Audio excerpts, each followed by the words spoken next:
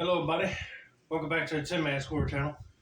I'm your host, Jeffrey Tin Man Taylor, and today I'll be reacting to three more Mr. Nightmare videos for you guys to finish up this Mr. Nightmare marathon. And the first one I'll be reacting to today is Three Creepy True Cornfield Horror Stories Volume 2. I'm going to turn the lights off, move the camera up here for you guys, and let's get this reaction on the road and in the bag.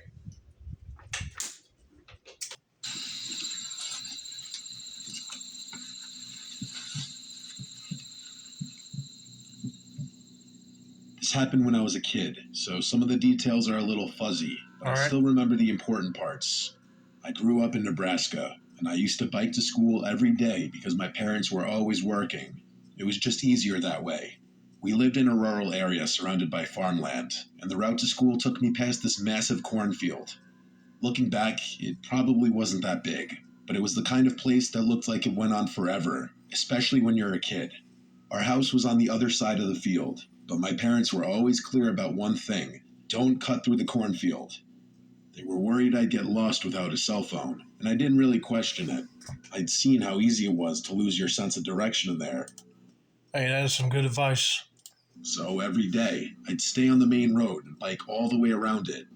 I didn't have many friends that lived near my house, so I'd always bike alone. I didn't mind the longer rides. I actually developed a love for biking from doing it so often. I'd go for bike rides on the weekends, even when I didn't have to. I don't remember what day of the week it was, but it was definitely a weekday because I was biking home from school. I was biking home like normal when the chain on my bike popped loose. I don't remember how it happened, but it just came off completely, and no matter how hard I tried, I couldn't figure out how to pop it back into place. My dad had taught me how to fix my bike, but nothing I tried worked. I was stuck, and the thought of walking all the way home with my bike in tow sounded awful. Like I said, I didn't have a phone back then, so it wasn't like I could just call my parents for help. I wasn't going to ask for a ride from a random stranger driving by either. I knew better. I was on my own. That's when I looked over at the cornfield. Walking the normal route home was going to take forever, but cutting through the cornfield would save me a ton of time. I knew my parents had warned me not to go in there, but I figured it couldn't be that hard to find my way through. After all, I just needed to walk straight, right? So I made up my mind and pushed my bike into the cornfield, telling myself it'd be a quick shortcut. At first, it was fine. The path I found between the rows of corn was narrow, but it was clear enough to walk through. The stalks towered over me, and I remember there being a gentle breeze that day. Imagine walking through a cornfield as a child. The stalks feel 10 times higher, and everything feels 10 times bigger. I know it'd be scary to walk through. And your parents told you not to go through them, but what else can you do if your bike's messed up, right? It started to make me feel a little uneasy. The corn also blocked out a lot of the light, and it was oddly silent in there. I can't remember why, but every so often I'd look behind me. I'm not sure what was scaring me, but I remember just wanting to get out of there as quickly as possible. After another few minutes, I started to pick up on a faint rustling sound coming from the corn just a little ways off the path. I stopped and listened, trying to convince myself it was just the wind. It didn't sound like the wind, though. It stopped, but as soon as I started walking, I heard it again. This time, it was a little louder and a little closer. I started to think it could have been an animal stalking me, but I didn't know what kind of animal would be making that much noise.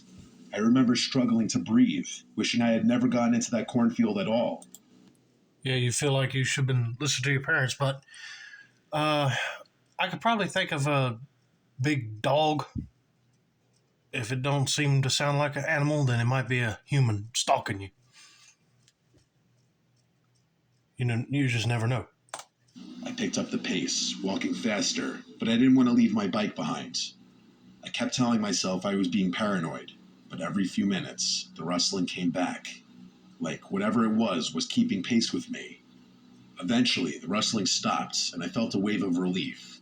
Maybe 10 or so minutes passed without any strange sounds. At the next juncture, I decided to switch rows just to be safe. I turned a corner, and standing right there in the middle of the path was a man. He was just standing there, arms at his sides, staring at me. He didn't look like a farmer or anyone who belonged out there. His clothes were dirty and torn, and he had what looked like long scratches on both arms. I don't know how else to describe them. They were just long marks that looked etched into his arm.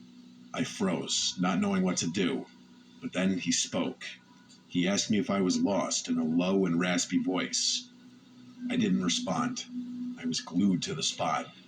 He then took a step toward me and told me he'd help me find my way home. I felt like I was in sleep paralysis. I literally couldn't move.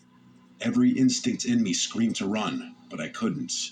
He started walking faster, his hands outstretched toward me, and that's when my legs just took over. I dropped my bike and ran as fast as I could. He started chasing me and shouted that he just wanted to help me. I did not stop running. Well, if you just came out of the cornfield, he ain't gonna trust you, dude. I could hear him crashing through the corn behind me, yelling for me to stop every so often. I ducked into one of the corn stalks and crouched down in a ball with my eyes closed. I tried to make myself as small as possible. I truthfully thought I was going to die. He was holding something that looked like a rope in his hand. As he passed, he muttered to himself, "I'll find him." I'll never forget those words for as long as I live. I stayed hidden for what felt like hours.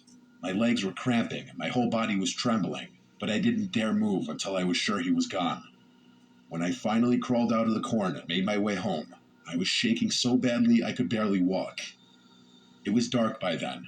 I eventually found my way home. I ran inside to my parents, who were worried sick about where I had been. I told them everything. My mom was in tears, and my dad looked like he was ready to kill someone. By then, though, there wasn't much they could do. That man was long gone. My dad went out to look for my bike, but it was nowhere to be found. They got me a new one a few days later, and life went on. A few weeks later, something else happened that ultimately made us move out. I got home from school one day, and there, sitting on the porch, was my old bike, the one Oh, I'd left in the crud. cornfield. I don't remember who was more freaked out, me or my parents.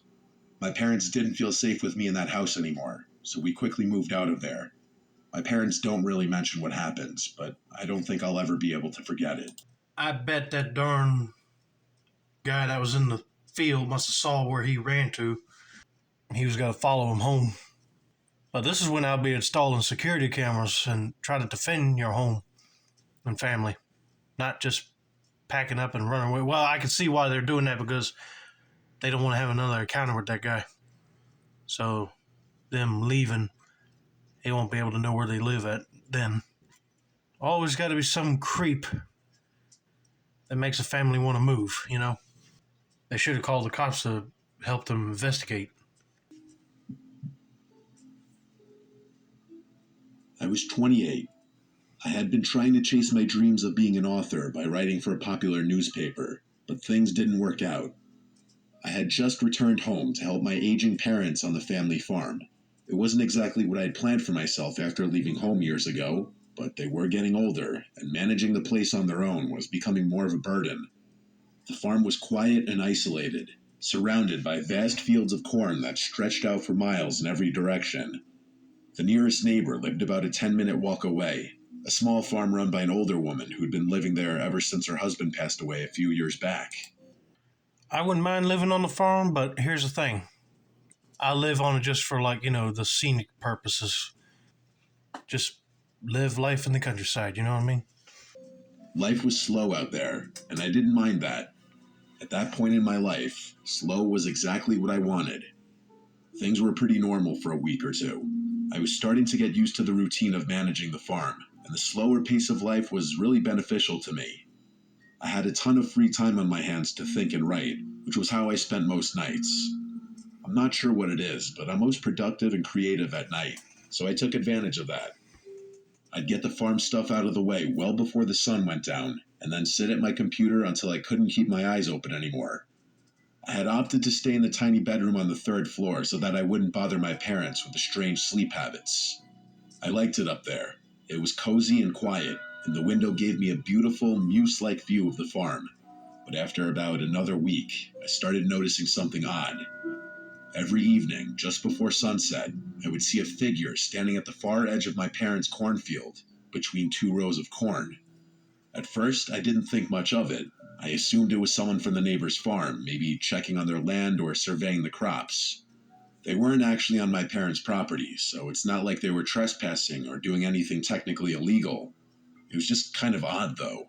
The figure didn't move or make any kind of gesture, just stood there, almost like a scarecrow or a mannequin. I couldn't tell if it was a man or a woman. Hell, I couldn't even tell if they were facing me. It was unnerving, sure, but I figured it was nothing to worry about. Despite the eeriness of it all, I noted that the scene would definitely make a cool photo. A shadow against the golden backdrop of the evening sky and fields of corn that stretched on forever. A few more days passed, and the figure kept appearing. Always around the same time, always around the same spot, just standing there. One night, I watched it extra closely just to make sure it really wasn't a scarecrow. Eventually, I did notice it move, which confirmed that it was a person. It was strange, but I kept telling myself it was harmless. I even thought it might be the neighbor, the old woman my mother often mentioned. I hadn't seen her since I'd been back, but maybe she had a reason for being out near our property. Yeah, why would it be the neighbor out in the middle of the night? But it might be somebody either playing a sick prank or somebody actually there to scare the crap out of you. Well, let's continue and see. Either way, there was only so much harm an elderly woman could really cause. It's not like she posed a threat to my parents or their property. Of course, if that were true, I probably wouldn't be writing this all down. In hindsight, it probably wasn't wise to be so nonchalant about the situation. Things started to change over the next few days. The figure began getting closer. Each night, I'd see it between two different rows of corn, always closer to the house. It was still silent and still unmoving, but it was definitely closer each night. I was sure of that. I still couldn't make out any details about them from that distance, but things were getting serious now. Whoever was out there was deliberately getting closer and closer to my parents' property. After 2 nights of this, I decided I had to do something.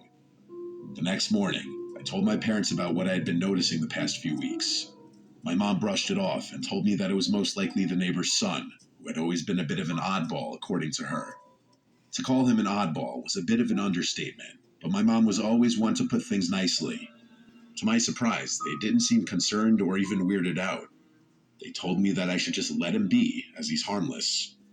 One evening, as I was working late in the barn, I glanced toward the edge of the field and felt my stomach drop. The figure was no longer at the far edge of the cornfield. He was standing just outside the property line, much closer than before. A cold chill ran through me. I wiped my hands on my jeans, and feeling a mix of unease and frustration, I decided to approach it. I needed a better look. I walked to the edge of the field and yelled, "Who's there?" But as soon as I got close, the figure turned and sprinted between a row of corn. I went to chase it, but as I was turning the corner, I literally saw him dive into a row of corn, disappearing from sight. My heart was pounding as I stood there, scanning the field, but there was no way I'd be able to find him. It's not like I was going to start searching blindly through the corn stalks. I was really freaked out at that point. Even if that had been a troubled kid, I don't think I was comfortable with him on the property.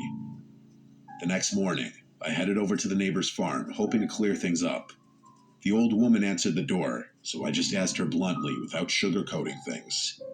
She seemed really confused when I told her about what was happening. She shook her head slowly and told me she hadn't been outside after dark for weeks because of her health.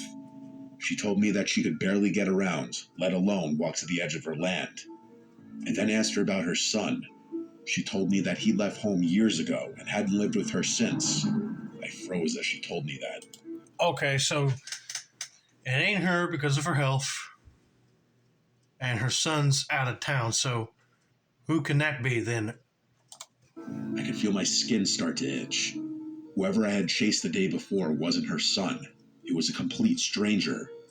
I left her farm with a growing sense of dread. Whoever or whatever was lurking near the cornfield wasn't from her place. I immediately told my parents about what she told me, and they grew concerned. My mom suggested calling the police, but my dad insisted that would be a waste of time since they hadn't actually done anything illegal. My dad instructed me to stay awake and wake him up should that person come back, which I agreed to. For the next few days, nothing happened. Like the figure wasn't there anymore, which was a relief.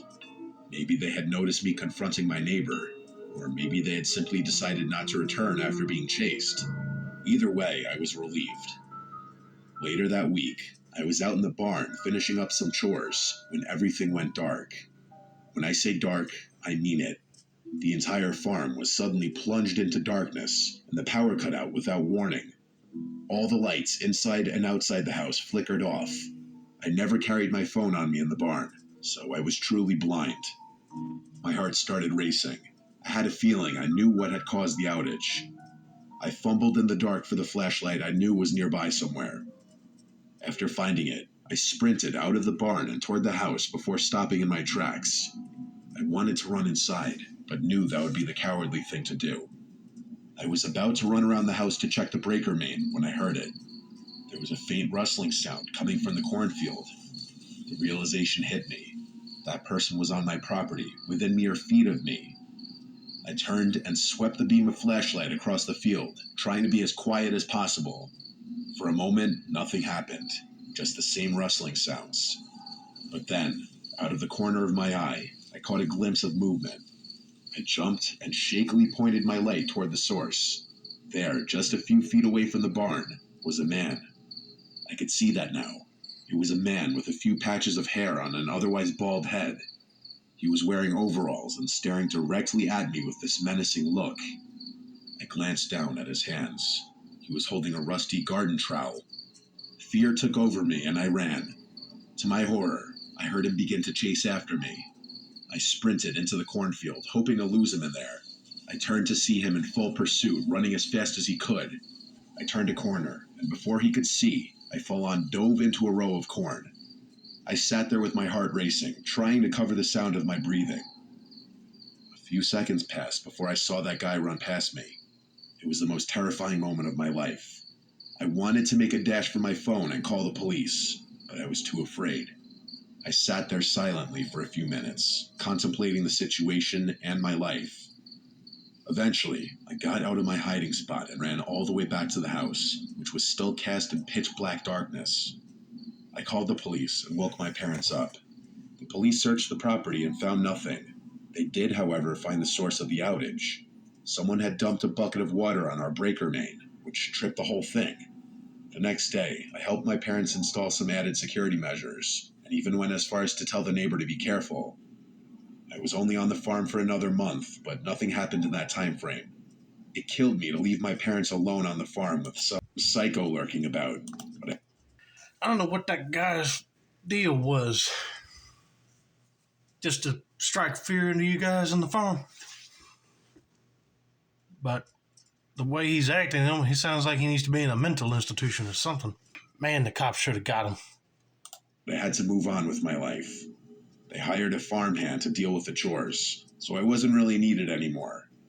This was by far the most bizarre and unsettling experience I've ever been through. It's something I still think about a lot.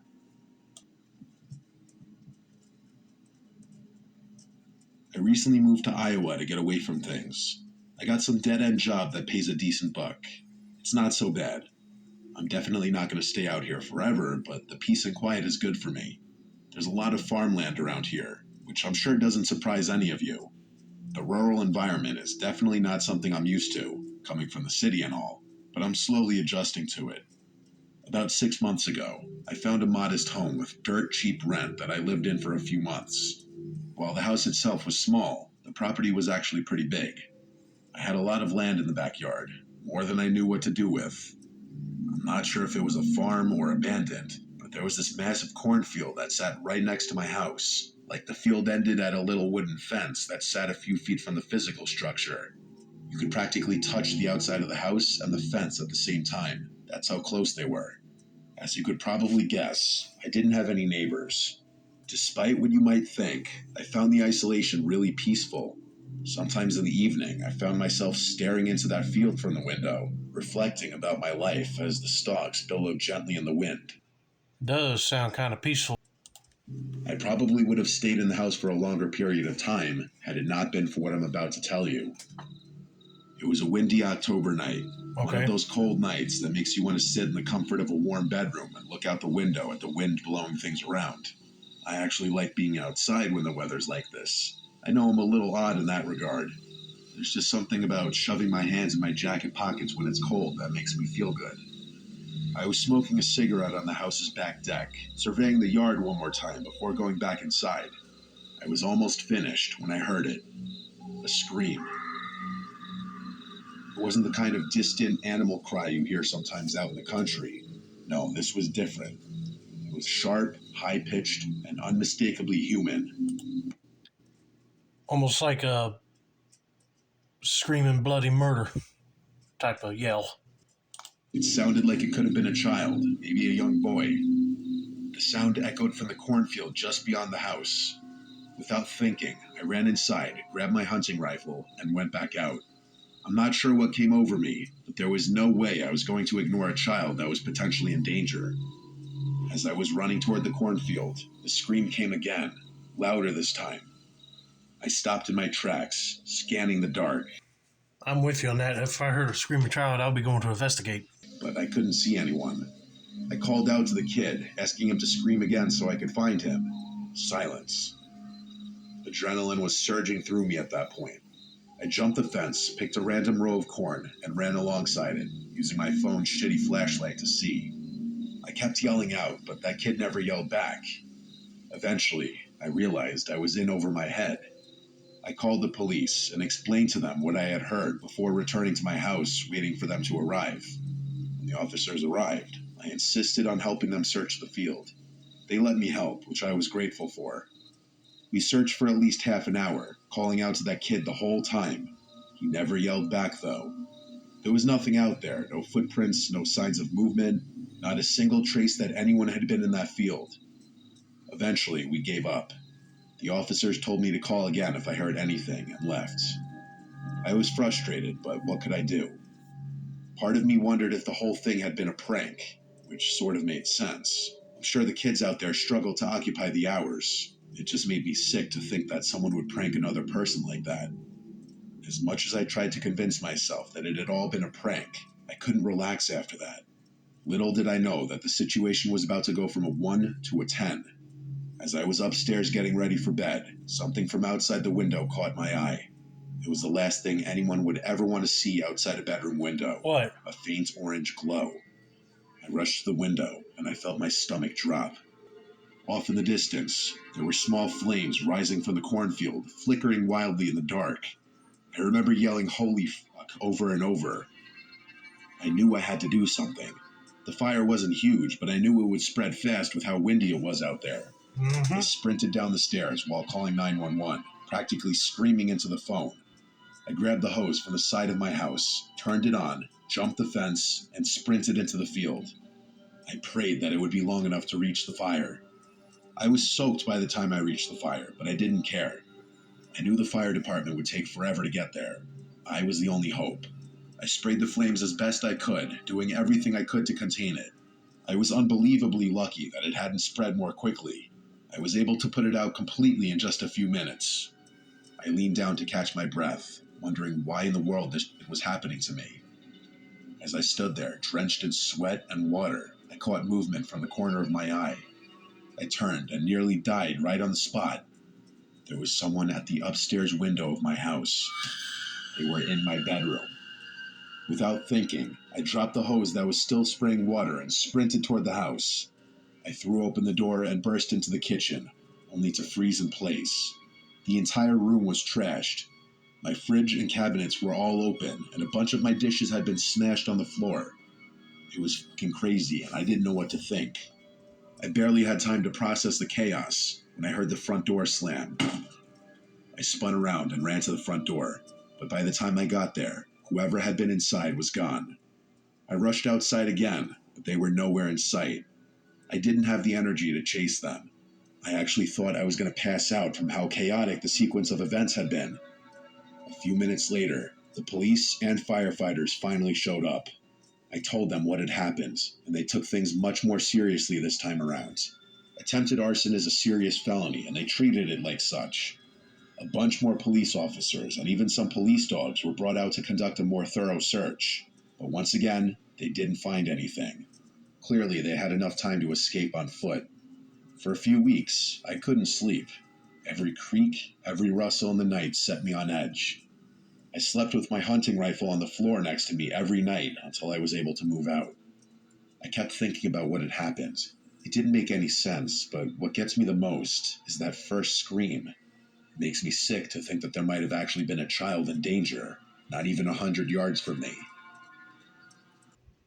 They were probably trying to lure him out in the house to begin with just so they can go in there and break things. But yeah, that is a serious crime. You're trying to light a darn cornfield stock because you never know, that whole thing could set ablaze and just catch the other cornfield stalks on fire. And then you have a big blazing inferno. I don't know what their deal is trying to smash everything in his house.